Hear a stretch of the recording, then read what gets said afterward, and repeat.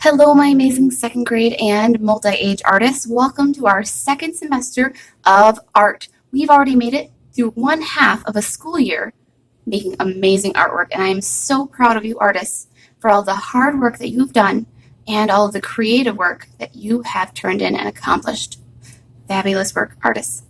So this week we are going to be starting a new art project using our third quarter art folders. Now, artists, if you don't have your new art folder yet, it might be because you are switching to become a hybrid student and you haven't been to school yet this week. If that is true, when you do come to school, maybe on Thursday or Friday, you will receive your new art folder as well as a sewing kit. Now, because you don't have your materials yet, you might not be able to do this lesson right now, my friends. It's okay if you need to wait and do this lesson later in the week, okay? But if you are a friend that has your new art folder, let's go ahead and take a look at our new art project, my friends. We are going to be creating positive and negative space. So, what is space in art, my friends? Is it like outer space where we see stars? Well, it is a little similar to the idea of outer space because there are two different types of space. There's positive space and negative space. Picture this for a moment in your head. The Earth is spinning about in space. Don't think about any other planets. Don't think about the sun, not even the moon, just only the Earth. And as it's spinning through space, the Earth would be considered positive space. It's the place where we live. It's the place where we would focus if there was a painting of Earth in space. Now, all the stuff around it, the black, the sky, all the stars, that would be negative space because it wouldn't be the thing that we focus on. It's part of the background. So that's what we're going to be trying to do this week and next week, my friends. Create both positive and the illusion of negative space, the area kind of around. So now that we've talked a little bit about space, we're going to talk more about it next week, my friends. Let's go take a look at what art materials we need besides our new art folder, okay?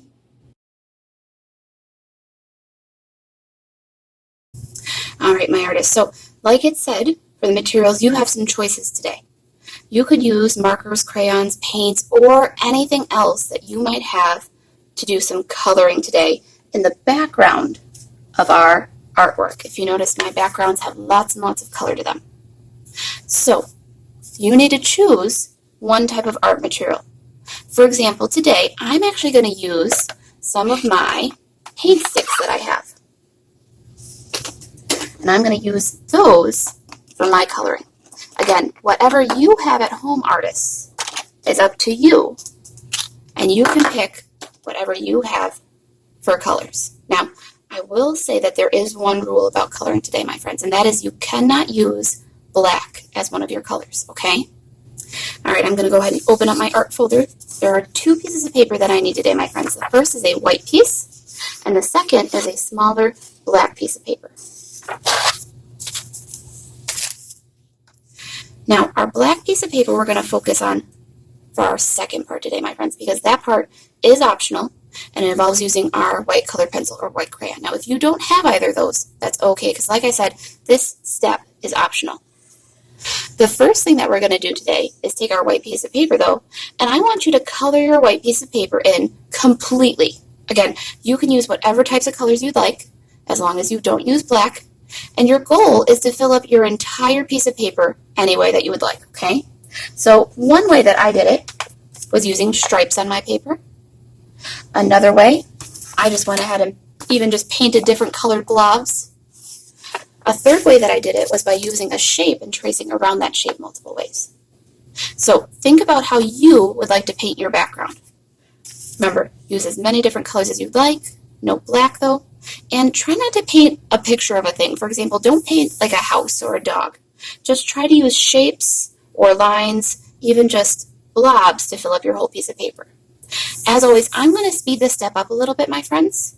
If you need to pause the video here, though, or after I show you how I'm going to paint my paper so you can get another idea, please do, okay? Here I go.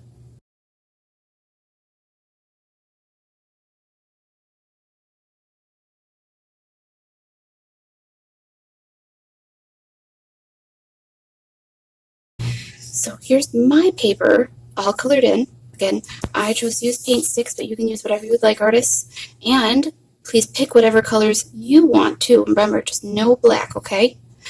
Another way that I did it was also just using one shape and coloring the whole piece of paper around that one shape as well. Again, there's no wrong way to paint so long as you don't paint a picture, my friends. Again, we're not looking for anything like a house or a dog or a flower. We're just looking for lines or different types of shapes. You could even just paint kind of randomly as well to fill up your piece of paper however you would like. So have some fun with it, my friends, okay? Now that we have that part done, it's time to talk about an optional step today, my friends. Now, on all of mine, you won't see this step, but on my hands, which we're going to talk more about next week when we go further into positive and negative space, my friends, I could have also added some designs and some patterns on my hands and on my black paper here as well, but I don't like to do that step myself. However, if you, friends, wanted to add a design or a pattern onto your black paper this week, you could. Now, if you do add this design and you find you don't like it, is that a problem? No, because you can just flip your paper over and the back side will be black, right? So again, you can do any sort of simple design. Maybe I could even just do some different types of lines,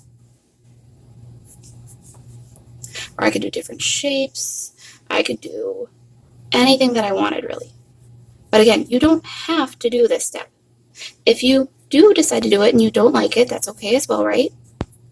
Just try something out on your paper. And maybe by next week, if you like it, you'll keep it. If you don't like it, you'll just use the other side as well, my friends. No harm, no foul, okay?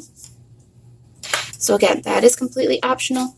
All you really have to do today, my friends, is paint your whole entire piece of paper or color it in however you would like.